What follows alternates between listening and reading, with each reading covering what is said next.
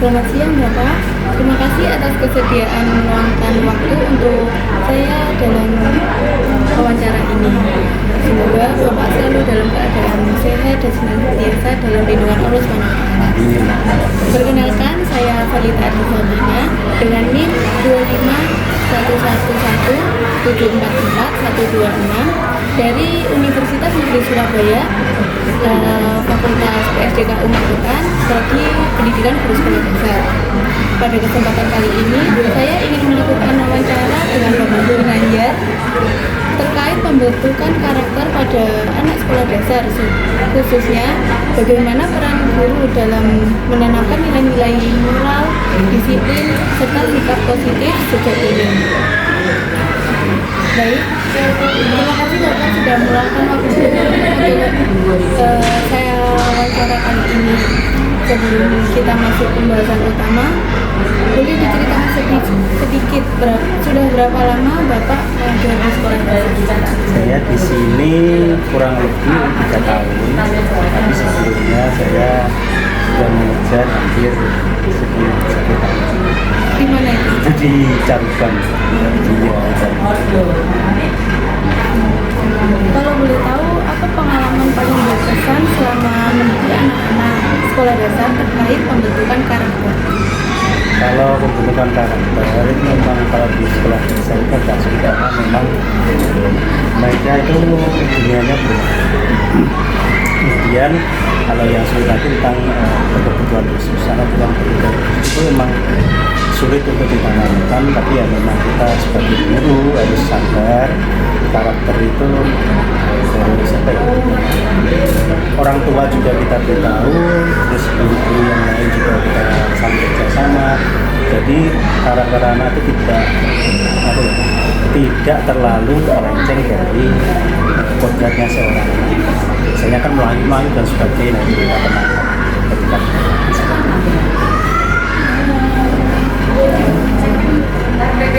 Lalu kita tahu kan bahwa sekolah dasar adalah fondasi utama pembentukan karakter anak. Menurut pengalaman Bapak, nilai karakter apa yang paling penting ditanamkan sejak dini di bangku sekolah dasar? Menurut saya disiplin dan kejujuran, karena memang disiplin itu digunakan untuk kita juga sampai dewasa. Jadi ketepatan waktu dan sebagainya kan tidak bisa seorang itu berhasil kalau disiplin. Kemudian yang jujur memang digunakan sesuai hobi. Orang jujur itu insya Allah nanti akan diberi kemudahan biasanya seperti itu. Dipercaya orang lain.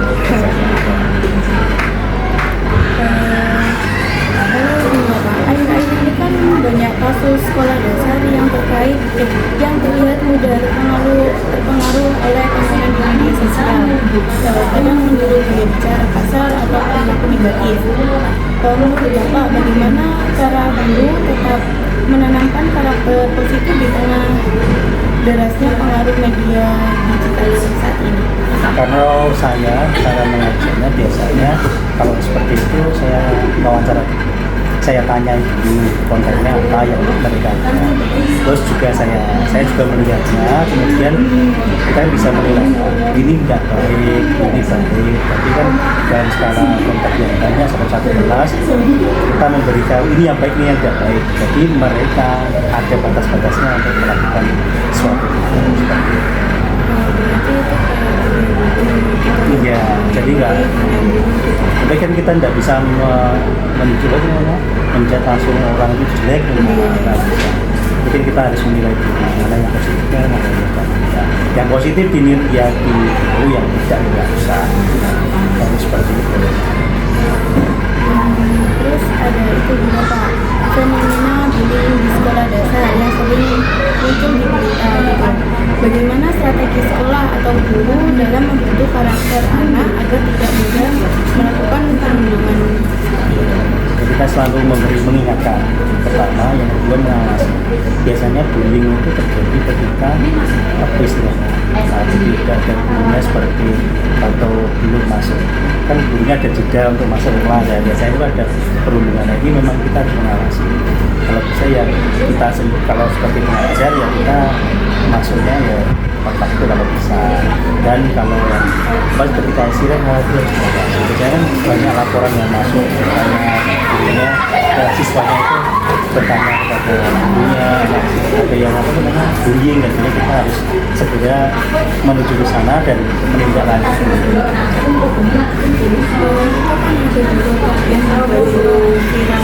Itu yang katanya di temennya karena kayak cepu, ada temennya yang nggak masuk gitu. Itu menurut Bapak gimana?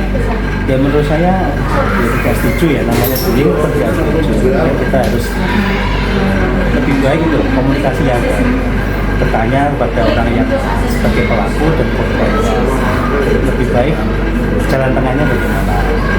Itu kan lebih baik daripada kita harus melaporkan ke sini, mana sini, daripada tidak ada efek jerah nantinya, takutnya malah jadi trauma pada anak. Namanya anak kan kadang masih dalam kehidupan juga. Jadi kita cari jalan tengahnya, saling berkomunikasi dengan baik, jalan tengahnya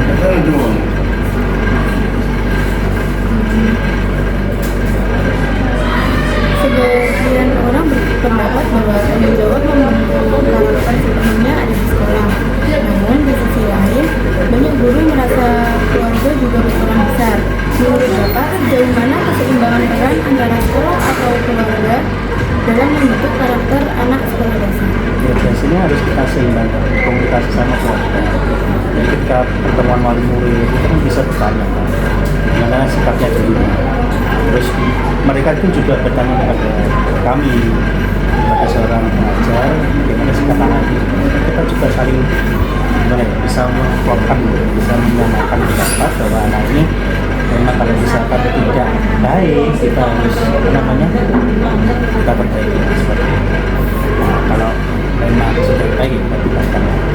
Namanya kita kan punya sekarang kan banyak sekali media sosial, kita bisa WA juga kalau bisa ada masalah di sekolahan, kalau di rumah kan kadang di rumah itu ada permasalahan tapi orang tuanya tidak bisa mengatasi, yang mengatasi gurunya. Makanya kita baiknya komunikasi itu seperti itu, bisa saling seimbang lah, saling bertanya.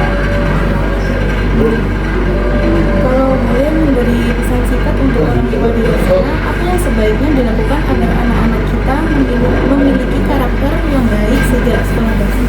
Kita harus menanamkan rasa tanggung jawab, disiplin, dan menanamkan agama sebagai, walaupun pelajaran agama di sekolah dasar itu ada sedikit, itu kita harus di rumah pun ada dengan agama. Tapi memang pedoman pagar-pagarnya kan memang kita kan kadang memberitahu anak itu terlalu keras, tapi takutnya dia jangan sekarang orang itu anak-anak itu kadang untuk putus asa seperti itu ya, akhirnya dia membunuh diri di kamar. Terima kasih Bapak, jawabannya sangat luar biasa. Semoga wawancara ini bisa menjadi inspirasi bagi guru, orang tua, dan semua pihak yang peduli pada pendidikan. Terima kasih Bapak, sekali lagi terima kasih. Sekian wawancara dari saya. Jika ada salah, saya minta maaf. Sekian, wassalamualaikum warahmatullahi wabarakatuh. Waalaikumsalam.